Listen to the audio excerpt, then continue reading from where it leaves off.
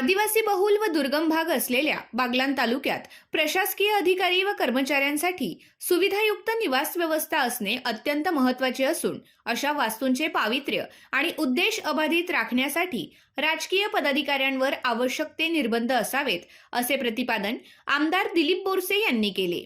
जिल्हा परिषद व पंचायत समिती अंतर्गत सटाणा येथे गटविकास अधिकारी, उपअभियंता तसेच कर्मचारी निवासस्थानांच्या लोकार्पण समारंभात ते बोलत होते।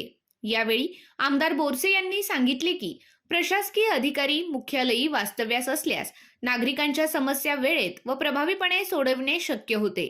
त्यामुळे प्रशासन अधिक गतिमान व लोकाभिमुख बनते। शहरातील न्यायालयाकडे जाणाऱ्या रस्त्यालगत असलेले गटविकास अधिकारी निवासस्थान 1980-90च्या दशकात पंचायत समिती सभापती निवासस्थान म्हणून हस्तांतरित करण्यात आले होते। त्या काळात काही राजकीय पदाधिकाऱ्यांनी या वास्तूंचा मूळ उद्देश लक्षात न घेता योग्य वापर न केल्याचे नमूद करत भविष्यात अशा बाबींमध्ये दक्षता घेण्याची गरज असल्याचे आमदार बोरसे यांनी स्पष्ट केले। प्रशासकीय निवासस्थाने ही लोकसेवेचे केंद्र असून त्यांचा वापर केवळ प्रशासनिक कामासाठीच व्हावा असेही त्यांनी अधोरेखित केले।